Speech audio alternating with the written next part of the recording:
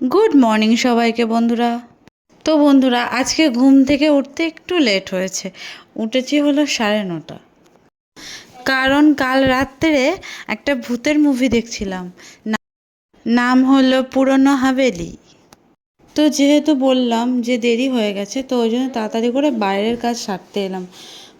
উঠানটা ঝাড় দিয়ে উঠানটা ধুয়ে নিলাম। আর এবার হলো যেহেতু অনেকটা দেরি হয়ে গেছে, সেহেতু চা বসিয়ে দিই।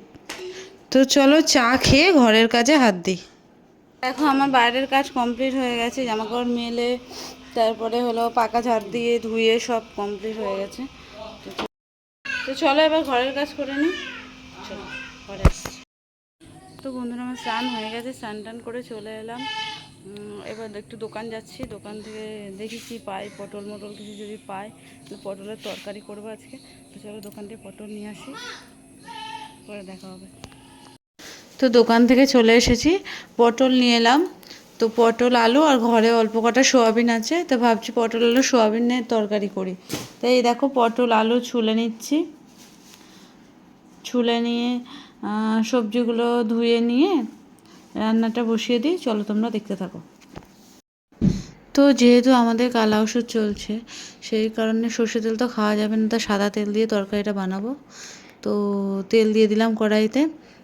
এবার পটলগুলো ভেজে নেব। পটল ভাজা হয়ে গেল, পটলটা ভালোভাবে ভেজে নিলাম। এবার পটলটা তুলে আলুটা ভাজবো।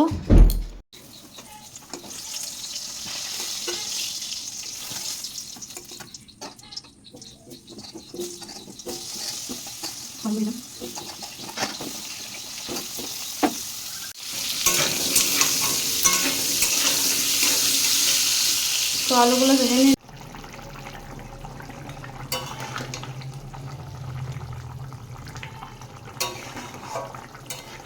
আমার সোয়াবিন রান্না কমপ্লিট।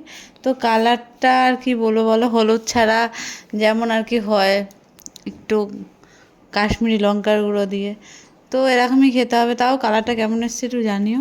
চলো পরে আসছি। তো বন্ধুরা, এই যে সোয়াবিন আলু পটলের তরকারির,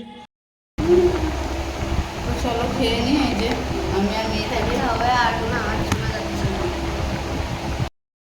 তো বন্ধুরা, আমাদের চা খাওয়া হয়ে গেছে, তোমার দেখানো হয়নি। দেখো সবার চা খাওয়া হয়ে গেছে। তো সবার চা খাওয়া হয়ে গেছে কিন্তু দেখানো হয়নি, গল্প করতে করতে ভুলে গেছি। তো চলো ভিডিওটা আজকের মতো এখানেই শেষ করছি, আর বড় করলাম না। চলো কালকে আবার নতুন ভিডিওর সাথে একটা নতুন সকালে দেখা হবে।